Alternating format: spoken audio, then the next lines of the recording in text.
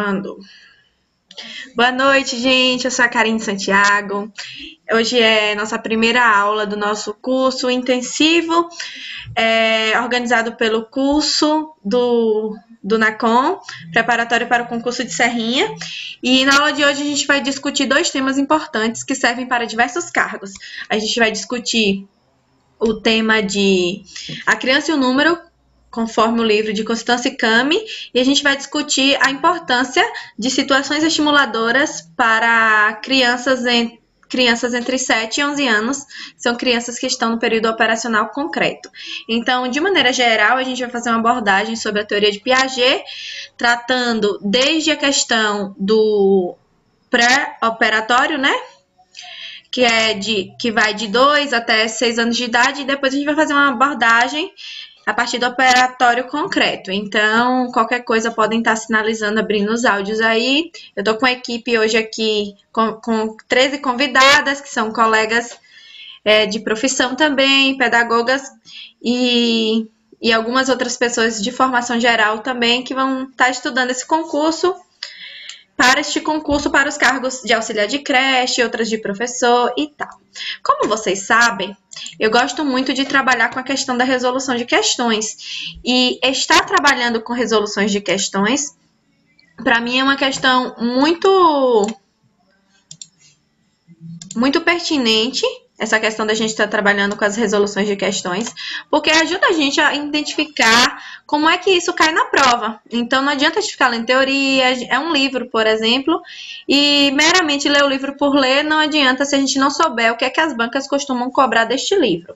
Então, eu encontrei 7 questões que têm, de certa forma, relação com o livro, nem todas são diretamente do livro. E é isso. Uma maneira bacana de fazer um trabalho como esse é se juntar em grupo aí, já que vocês estão em um grupo aí de educadoras, e pedir para que cada uma separe 2, 3 páginas e criem questões. Façam um banco de questões sobre o próprio livro. Se subdividam e façam questões sobre o próprio livro. É um movimento muito bacana. Isso é bom também para atualidades. Então, quando a gente fica assim, sem saber o que é que vai cair de atualidades, a gente escolhe alguns temas e a gente passa a criar questões daqueles temas para um grupo de amigas e manda para outras colegas responderem, para a gente começar mesmo a pensar como uma banca pensa, né? Fazer um banco de questões como esse aí, de umas 20 questões mais ou menos ou mais, com foco em uma banca dessa, dá para vocês terem uma questão, uma elaboração nesse sentido mesmo. Vamos lá. Então, a gente vai começar por essa análise de questões, que é como eu falei. Eu trabalho muito com a questão das questões, e a partir das questões a gente vê qual é o aprofundamento que a gente pode dar a um determinado assunto. Vamos lá. Questão número 1. O número, de acordo com Piaget, isso incluso lá no livro de Constance Cami, é uma síntese de 2 tipos de relações que a criança elabora entre os objetos. Estas relações são... Então, não sei quem aí já fez esta análise, mas quem já leu o livro ou já pegou algum resumo, já sabe que o número é fruto de 2 tipos de relações, e são essas daqui, ó, a ordenação e a inclusão hierárquica. Ordenação, que vem de ordem mesmo, de aprender a ordenar as coisas antes de contar. E a inclusão hierárquica é saber que 1 mais 1 é igual a 2. E que o número 2, na verdade, é fruto dessa junção de 2 objetos. Então, 3 é 2 mais 1 objeto. Então, é nessa linha aí que a gente vai trabalhar a questão de como é que funciona essa construção do número no cérebro da criança. Mas é isso, é super tranquilo, é só aprender mesmo que é a partir de ordenação e inclusão hierárquica, que fica super tranquilo para poder dominar. Então, vamos lá, tá vendo?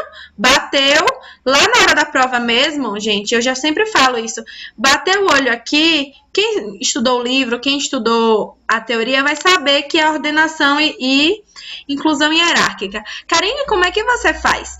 Eu, Karine Santiago, faço o seguinte, ó, eu pego lá na hora da prova e inicialmente eu cubro as alternativas, ou seja, eu cubro aí A, B, C, D e E, cubro com minha mão, ou às vezes lá na própria prova eu dobro e respondo para mim mesma.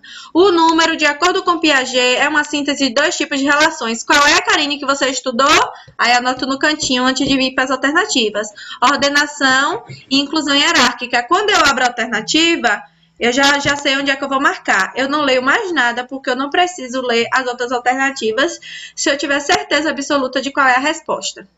É a mesma coisa daquelas críticas que tem das escolas, que às vezes bota muito questões assim de assinalar. Até se uma continha vinha assim, né? 24 balas dividido para duas crianças dá quanto? Letra A, 1, letra B, 12, letra C, sabe? E aí é isso, a criança necessariamente precisaria saber a resposta independente de alternativa. E é o que eu digo para vocês. As alternativas facilitam no concurso público num caso de a gente não saber uma determinada questão e por eliminação e tal. Mas neste caso aqui, vocês vão justamente para aquilo que você está querendo buscar. Então, LDB, que é a legislação que você pode ter ela gravada, coisas que... E essa banca seleta, por exemplo, é uma banca muito tradicional. Então, existe a possibilidade das coisas ser muito letra de lei, não trazer tanta interpretação assim, que nos traga uma certa confusão. Então, se ela for muito assim tradicional, de meio que induzindo a gente a memorizar determinadas coisas, nesse caminho aí, esse caminho é muito bom para não errar. Esse caminho de já anotar qual é a resposta e só ir buscar, tá bom? Vão comentando aí no bate-papo se tá dando para entender direitinho, o que é que estão achando da abordagem, tá bom? Sejam todas muito bem-vindas. E é isso, qualquer coisa eu tô por aqui para que vocês possam sinalizar aí, tá bom? Vamos lá.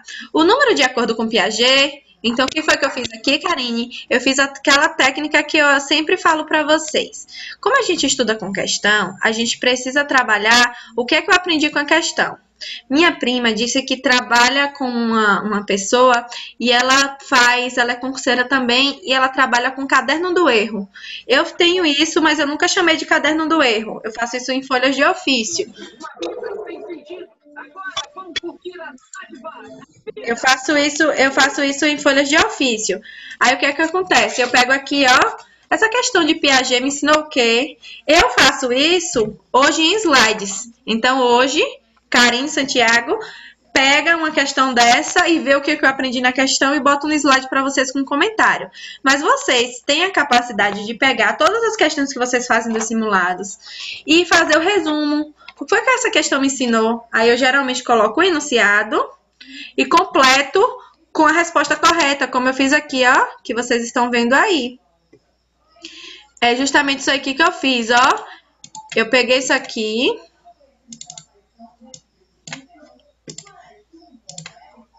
Não sei se tá indo. Eu peguei isso aqui. Tá dando pra ver? Aí completei a frase, o enunciado, junto com a resposta correta e transformo isso em um aprendizado. Então, eu boto isso e transformo isso em mapa mental, em folhas de ofício e saio colando na minha parede, que é a minha parede onde eu guardo os meus resumos, para que sempre de manhã ou num momento assim eu possa estar fazendo. Karine, então, e o que é essa questão da ordenação? Ó, a gente tem aqui várias bolinhas. Se você mandar a criança ligar aqui de maneira aleatória ou contar de maneira aleatória, ela pode contar aqui. Deixa eu ver aqui onde é que eu tenho uma bolinha que eu vou pegar. Aqui ela pode contar aqui 1, 2, tá dando pra ver as bolas em rosa? Depois ela vem aqui 3, aí depois vem aqui 4, aí ela se perde, repete aqui 5, ela se perde 8, 9, aí ela se perde, esqueceu que contou esse aqui e veio e conta de novo 10, 11, sabe? Isso faz com que a criança se perca na hora de construir o número se o professor não ajudar ela a trabalhar com a questão da ordem. Então, isso significa que a gente pode estar fazendo aqui, por exemplo, esse movimento aqui, ó. Aqui é uma figura retirada lá do livro de Constance Cami, e ela fala justamente sobre isso. Aqui, ó. Aqui, estão dando para me ouvir? Aí a criança vem e conta aqui. 1, aqui foi do livro dela. 2, 3... Aí ela vem e conta esse. 4, 5. Aí ela esqueceu que contou esse e contou de novo. 6, 7, 8, sabe? Eu quero dizer justamente isso. E Constância me diz que não, que é melhor a criança começar a aprender a ordenar. Por isso que aquela atividade, eu não tenho certeza, mas talvez as atividades de ligação, que bota 1, 2, 3 para a criança ir puxando assim, né? Ajuda nesse processo de ordenação. Então, aqui a professora bota o número 1 aqui o 2, ou não necessariamente o 2, mas pedindo a criança para ir marcando onde ela fez, né? Ir marcando, e é como, por exemplo, as crianças que ficam na casa das mães pegando panelas, pegando garfos, pegando os carrinhos e vai botando tudo em fileira, para depois contar. É melhor trabalhar com a criança essa questão da fila, para depois ela contar, do que contar os carrinhos de maneira aleatória. Então, essas são algumas das atividades que podem servir na hora aí dessa sua aula, de servir na hora de uma aula, por exemplo, que ajude a trabalhar essa questão do número. Vão comentando aí, por favor, no chat, se tá dando para entender direitinho. Tá ótima. Pronto, obrigada. Então, vamos lá. Outra questão é a da questão da inclusão hierárquica. O que é inclusão hierárquica, Karine? É justamente isso aqui, ó. Tá vendo o pegador? Inclusão hierárquica é justamente isso. Perceber que um pegador é a mesma coisa, aí vem um pegador, é um sozinho. Mas se você juntar 2 pegadores, é a mesma coisa, ter um pegador mais 1, 2. Então, eles se complementam. Então, 5 pegadores é a junção de 2 pegador mais 1, 3. 3 pegador mais 1, 4. E 4 pegador mais 1, que dá 5. Então, essa questão da inclusão hierárquica é um movimento que a criança precisa compreender só quando ela começa a perceber que uma garrafa mais uma é que dá 2 garrafas, e que depois 2 garrafas mais uma é que dá 3 garrafas. Então, esse movimento de perceber que as coisas se juntam e se somam para chegar em um número maior crescentemente. Enfim, é pra gente trabalhar essa questão mesmo. Então, é super tranquilo. Aprender, gente, que é com ordem e com inclusão hierárquica que a criança aprende o conceito de número. Então, vamos lá. Quer que eu faça, Karine? Depois, Karine, que eu identifico a questão, identifico o assunto que geralmente cai. Então, eu já sei, já começamos bem. Já sabemos que lá do livro de Constância Cami, um dos pontos principais é ordem e essa questão da hierarquia. Então, o que é que eu vou fazer, Karine? Eu vou pegar o livro e ler todo? Não, eu vou lá na parte de ordem e pego o que é ordem e faço no meu mapinha mental. Mesma coisa, eu vou lá, o que é inclusão hierárquica, copio e colo do livro e coloco aqui também. Então, neste momento, a gente vai fazer isso daí. A gente vai fazer essa análise conforme o livro. Então, vamos lá. A relação de ordem é construída mentalmente pela criança. Ela ordena os objetos para garantir que não se esqueça de contar nenhum dos objetos, que não conte objetos inexistentes e que nem conte mais de uma vez determinado objeto. Então, foi o que eu falei. Esse movimento de ordenar é um movimento importante para a construção do conceito de número. Então, para a criança mentalmente também aprender se organizando. A característica mais comum em crianças que não ordenam mentalmente os objetos, no ato de contar, faz com que as mesmas esqueçam de contar algum objeto ou conte mais de uma vez um determinado objeto. Então, a criança só vai aprender o conceito de número na medida que ela aprender a necessidade de ordenar para que ela consiga falar aquilo que a gente, às vezes, trabalha a questão da oralização, né? 1, 2, 3. Tem criança que pega aqui, ó. 1, 2. E aí, quando você ela tá no quarto, falando oralmente no quarto, e o dedinho já tá apontando no 8º carrinho. Então, às vezes quando a criança faz esse tipo de coisa é porque ela ainda não compreendeu a questão do número, ela está em processo de construção mesmo.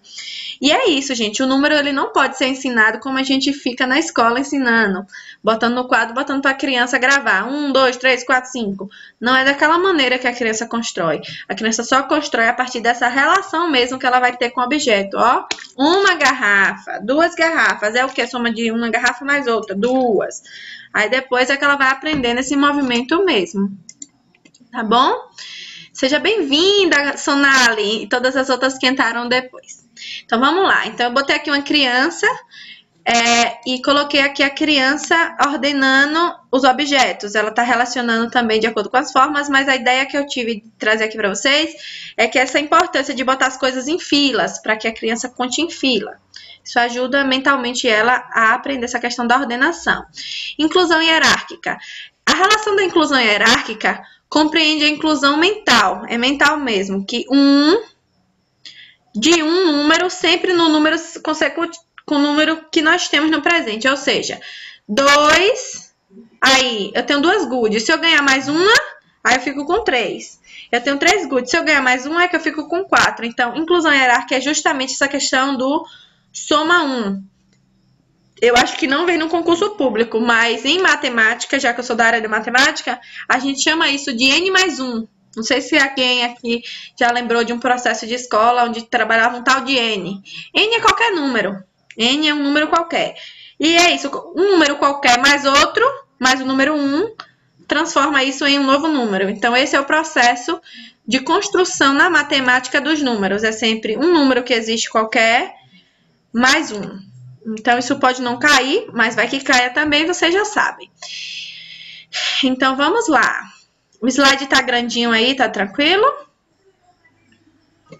Falem no chat, por favor. Vamos lá, Karine, questão número 2. As crianças sentam-se em frente a um flanelógrafo. A professora coloca um número de feltro na lousa e chama uma criança para nomeá-lo. Ou seja, a professora vai lá e bota o número 5. Cola na lousa o número 5 e fala: que número é esse, criança? Aí vem, se a criança acertar, a professora dá o número para a criança segurar. O jogo continua dessa maneira e a criança que obtiver mais números será a vencedora. Ó, vamos lá. Karine, eu vou para as alternativas agora. O que é que eu posso considerar em relação a isso? Vocês devem me responder. Respondam aí no chat, por favor, rapidinho.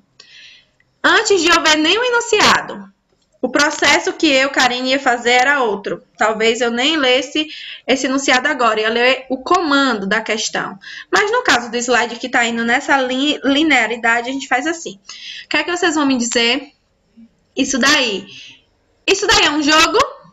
Fazer isso daí, essa prática dessa professora é correto? Isso daí é um jogo ou não? Aí vocês vão me dizer se esse movimento é um jogo ou não. Aí você responde lá, ó, isso daqui tá com cara que tem erro, isso daqui não é jogo não, por tal e tal motivo. Já anota antes de ir pro comando ou antes de ir para as alternativas. Aí vem.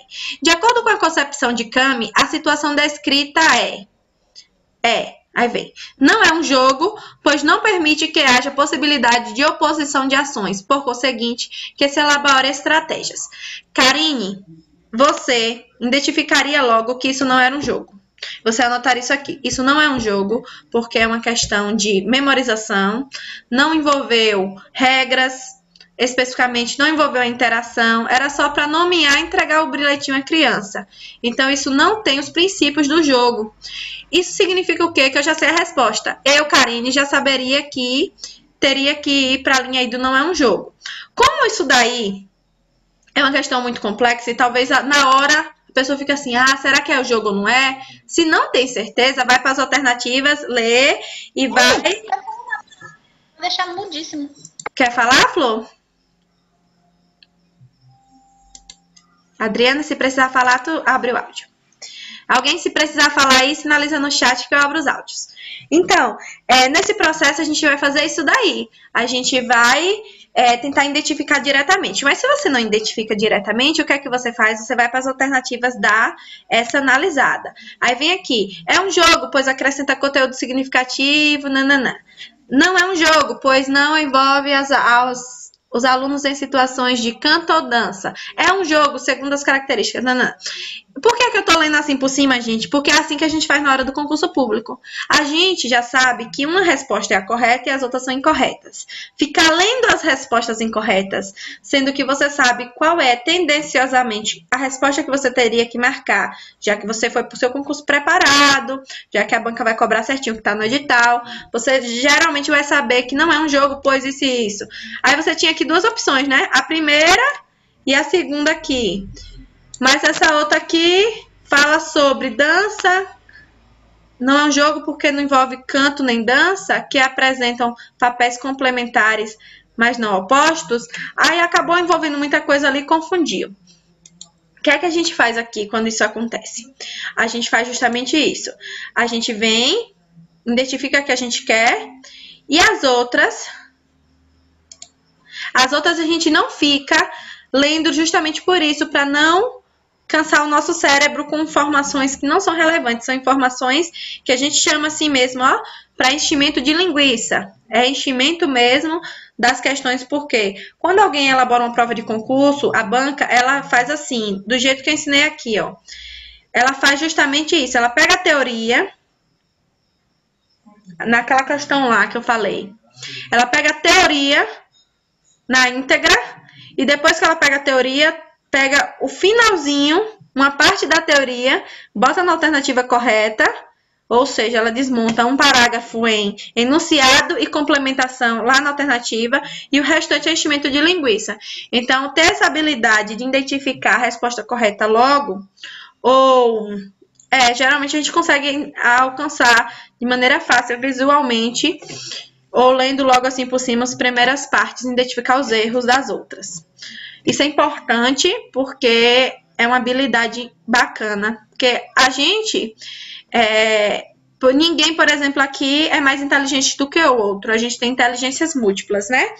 E aí, determinadas coisas, como, por exemplo, passar em concurso público, é uma questão de estratégia.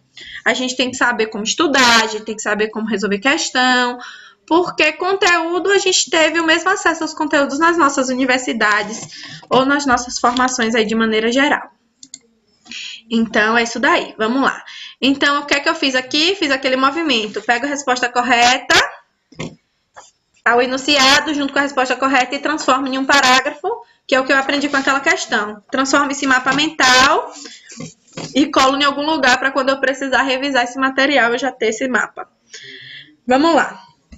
Karine, como aí cai o jogo, o que é que eu faço? Cai uma questão sobre o jogo. Vou lá e pesquiso na internet, ou no meu livro, ou em algum material. O jogo, segundo Constance Camille. O jogo e seu lugar na aprendizagem da matemática. E aí vejo o que é que eu estou precisando saber mais sobre isso. Aí aqui fala, nas aulas de matemática, os jogos ajudam a criar contextos de aprendizagem significativos. Mas é preciso acertar na escolha e compreender como os indivíduos se relacionam com o jogo.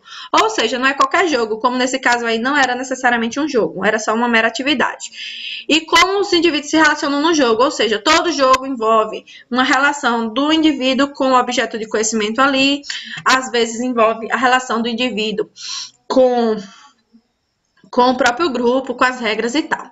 Eu trouxe aí um exemplo de jogo que às vezes ajuda nesse processo de ensino do número, ou seja, que tem uma sequência numérica, que tem uma regrinha, o uso dos dados. Então, tem determinados jogos com todas as regrinhas, com todo o passo a passo, que ajuda a criança a identificar um pouco de como é que o número pode ser aplicável e vai aprendendo um pouco sobre a funcionalidade dos números.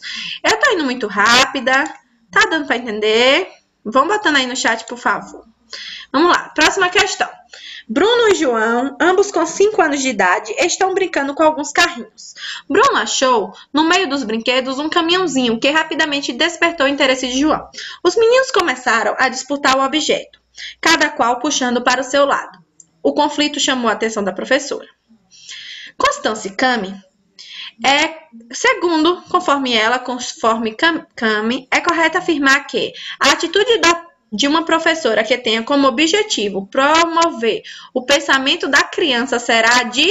Aí vocês respondem logo antes de ir. Finge que a prova é aberta, finge que não tem alternativa. Qual é o correto?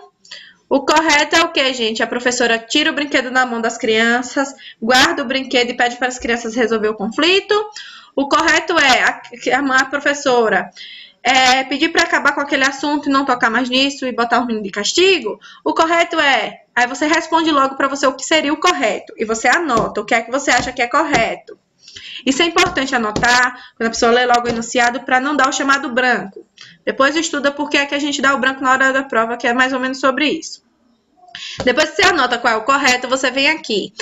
É a alternativa correta. Guardar o brinquedo na prateleira e solicitar às crianças uma solução ao impasse criado, tirar o brinquedo das crianças como uma forma de eliminar o conflito. Letra B. Aqui tem até um errinho, viu? Aqui era 2 em 1. Enfim, você identifica logo qual foi o seu, marca e vai para a próxima. Não fica lendo os outros se já conseguiu identificar, tá bom? Qual é o correto? Guardar o brinquedo na prateleira e solicitar às crianças uma solução para o impasse. O que é que Camille fala sobre essa importância desse tipo de mediação por parte do professor em uma situação de conflito? Ela fala sobre isso, Piaget também. Então, vamos lá. Isso quer dizer que, para as crianças menores, devemos intervir ajudando-as a usar palavras para mostrar o que querem ou que estão sentindo, apresentando demandas. Isso significa que é importante botar a criança para falar. Explique, criança, vá, meu filho, explica a seu amiguinho, que foi você que pegou primeiro o carrinho e que você que tem que ficar com ele. Depois você empresta para ele, vai, explique. A importância da criança aprender a dialogar e expressar o que quer. Intervir auxiliando a identificar o objeto, o desejo do outro, favorecendo a compreensão de uma demanda por meio de palavras, é melhor do que o ato de agarrar ou bater com a questão da força física. Ou seja, o bater, o xingar, como acontece com determinadas mães que acabam, se alterando, não é a melhor saída. A melhor saída nesses casos é justamente botar as crianças uma em frente à outra e pedir para dialogarem. Vai, explique, converse, explica ao colega o que foi, Enfim, então essa é a explicação. Então já sabe qual é o esquema, Questão. O que eu aprendi com a questão, enunciado e a correta, depois que você pega o gabarito, e vai para a teoria e busca um comentário sobre aquilo. Vamos lá. Falem aí para mim no chat se eu estou indo muito rápida, o que é que estão achando aí da aula, por favor. De acordo com Camille, com fundamento nos estudos de Piaget, o conhecimento humano se dá em 3 níveis. Aí você já tem que saber também. Vai lá e anota, ó. O conhecimento humano se dá em 3 níveis. Esse. Você já tem que saber isso. Então, você anota e na hora você só vai procurar. Vamos lá. Os 3 níveis que são o que, gente? Físico. Quem lembra aí? Ó. Físico, lógico, matemático e social. Eu já sei disso. Vocês também já devem saber. Então, vocês vão chegar lá e só marcar, porque vocês já sabem, então não vai ficar perdendo tempo lendo tudo. Aí o que é que você fez aqui? Só constata, vê se tá nessa ordem certinho, faz a constatação. Físico, lógico, matemático e social. Vem aqui e faz a constatação, ó. Primeiro, físico. É ligado ao mundo concreto e observável, ou seja, ao mundo físico. Conhecimento, dimensão física. Número 2, lógico-matemática. O que se desenvolve por meio das relações mentais com os objetos. Exemplo, a noção de igualdade, comparação, quantidade e classificação. Então, saber que isso é celular, isso é garrafa, e que isso tem uma textura, isso tem outra, isso daqui são relações entre os objetos. Essas relações acontecem mentalmente no nosso cérebro por meio das questões lógico-matemáticas. E a terceira dimensão do conhecimento é o conhecimento cultural. Então, o que é que eu sei sobre isso, Karine? Acertei, bati, foi. Dentro de 1 minuto eu resolvo isso até menos. Próximo. O que é que Constance Cami fala sobre essa questão da natureza do número? Porque isso é questão da natureza. O número tem essa natureza de ele ser aprendido a partir dessas 3 dimensões. Aí vem, o que é que ela fala disso? Para Piaget, os conhecimentos diferenciam-se considerando suas fontes básicas e os modos de estruturação, em 3 tipos: conhecimento físico, lógico, matemático e social. O conhecimento físico e social são parcialmente externos ao indivíduo, enquanto que a fonte de conhecimento lógico e matemático é interna. Então, o social e o físico é externo e a questão lógica e matemática é interno. Pronto, tranquilinho aí? Próxima questão é essa. E essa próxima questão a gente vai trabalhar na nossa próxima aula, que é daqui a pouquinho. Eu vou mandar o link lá pra Jane e ela manda no grupo de vocês, tá bom? Beijinho, até daqui a pouco. Porque as aulas só tem 45 minutinhos e essa daqui já tá encerrando.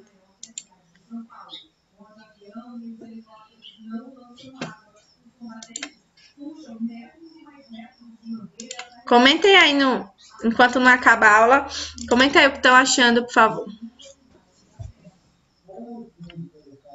Tá dando certo, gente? Foi um pouco acelerado. Deu certo?